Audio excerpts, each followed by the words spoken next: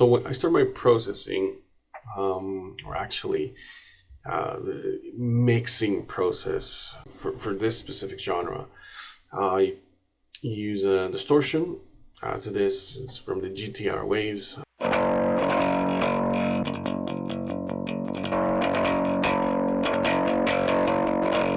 Okay. And after that, I use this GTR amplifier. But if you see here closely, I don't have the amplifier on. I'm not using anything for the amplifier. I'm using the cab in this section. The reason why I want to use the cab is, like I said, I want more like a bass amp type of sound. So this is going to give me that, but I want to use it inside Pro Tools because that way I can control it better.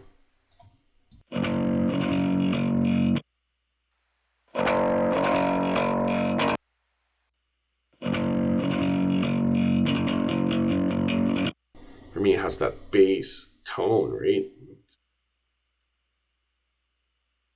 Next, kind of same thing or similar to what we do with the guitar. So if you haven't watched that video, I invite you to do, and just to watch it and see what we're doing here, but I'll explain it as well. So we're just taking out the harsh frequencies. In the bass, you won't hear it as drastic changes as the guitar, but it does help a lot to translate better, to get those harsh frequencies just out of the way.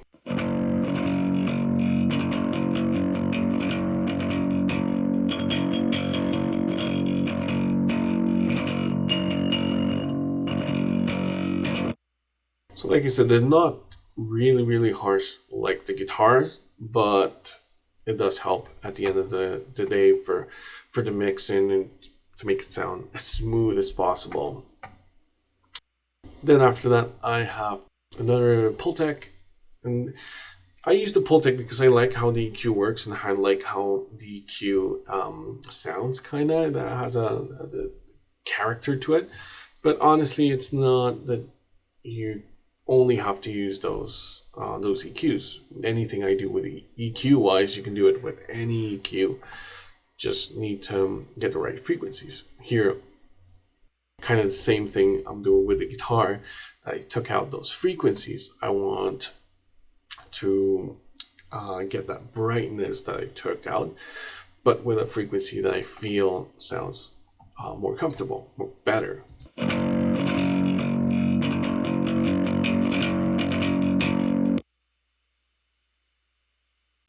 Last, I have another frequency. I just want to pull up the note a little bit more. So this is 700 hertz.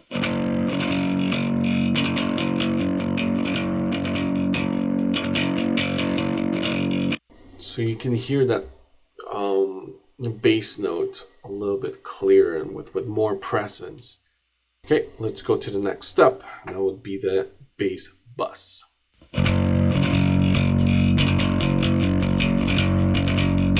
Okay, first thing I do is I want to bring up a little bit of more sub frequency, but without changing a lot in my processing. I want to use this R bass because this R bass just what's doing is bringing more harmonics in the low end.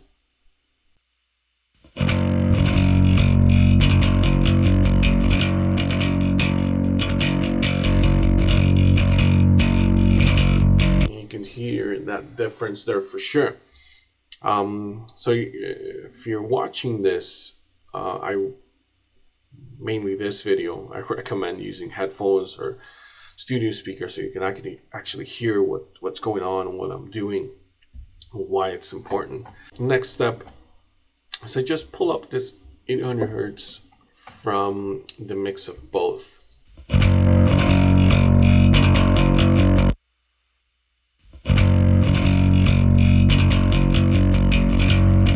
Again, it's kind of the same thing trying to do with what I did with 700 hertz. I feel this one specifically works well with the guitar. That note glues in together with the guitar really well.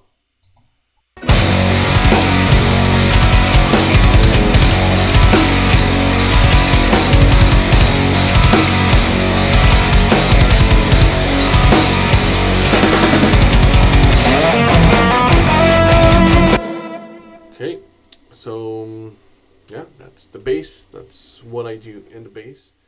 If you have any questions, let me know. And yeah, enjoy.